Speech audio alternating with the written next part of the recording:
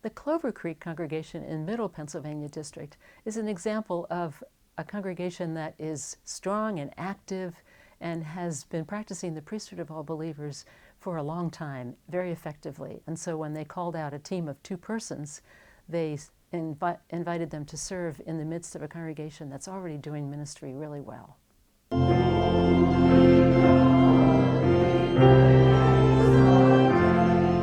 If you think about how can you be aware of this many people and how their spirituality is and what are their needs spiritually, etc. It just becomes overwhelming.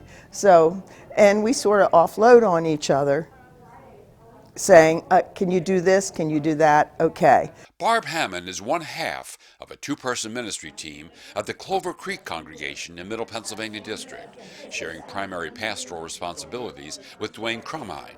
But what both have noticed and appreciated is a congregation that understands ministry as part of everyone's call. People are more involved. It's easier to tap people on the shoulder and say, hey, can you help with this? Because they know that we need the help with that because we don't have a full-time minister here. So more of us do need to step up the plate and do more things. Clover Creek arrived at this ministry model after being in the pastoral search process for 2 years, with Barb serving as their interim pastor. Eventually, they decided to look within their own congregation. When I moved back into the area in 2019, they approached me and said, hey, would you consider applying for pastorate? This is my home church. And at the time I had just signed a contract with a company outside of the church, a 2-year commitment, and all I could commit to them was every other week. So I approached them with the idea, I approached Pastor Barb with the idea of sharing the ministry. She's retired and she is ready to step down and move back a little bit, or was at the time. And she said sure, she would try it. And from there we entered into the model where we alternate Sundays and we share the pastoral duties. And so they decided to try the model of the shared ministry. A model that only works, everyone here says, because of a climate of calling out members' gifts, instilled by a former pastor, David Banaszak, now their district executive. He allowed people to do things. He always encouraged people to do things. That mindset continues to this day. If you noticed when you came in, there's a sign-up sheet, a little table with the sign-up sheets, multiple sign-up sheets for different ways that people can help in service, in our worship service. As well, we have within the congregation many ways that people can serve outside of the church. We have a very dynamic group of men who go out on emergency disaster relief, and we have a women's fellowship that's very active with our Morrison's Cove home very close by. There are many other ways that people can serve.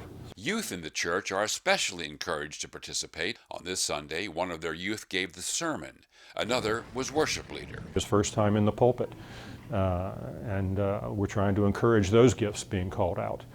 And it's a very accepting congregation and a very encouraging and very uplifting congregation as a whole. Pastor Dwayne and Pastor Barb both have been very instrumental in saying, hey, you might want to consider this, or would you be interested in helping out with this?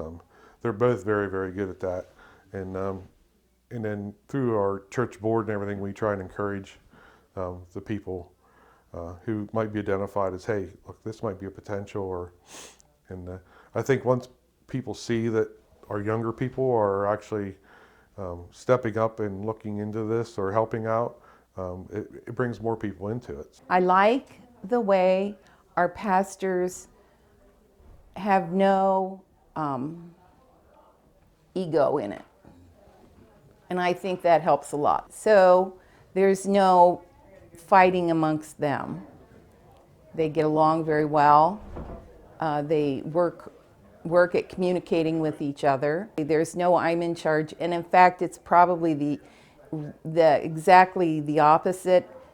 The people of the church are in charge, and I would guess that's why it works. I can share the responsibility of shepherding this flock, and I find that very important. I also find it very important that we have 2 voices, a male and a female voices. Let's face it, sometimes men can meet men better and women can meet women better, and there can be more freer discussion and more, and I think that's very, very important. We bring things up and then we decide who has the time, who has the desire, because a lot of these things is, do you want to do this? And if you have a desire to do it, it usually comes out better. Our pastors can't do everything, and the church realizes that, and the people are more than willing to help any way they can with the sermons, as we had this morning, with the worship leaders, and so on. And we just try to keep everybody.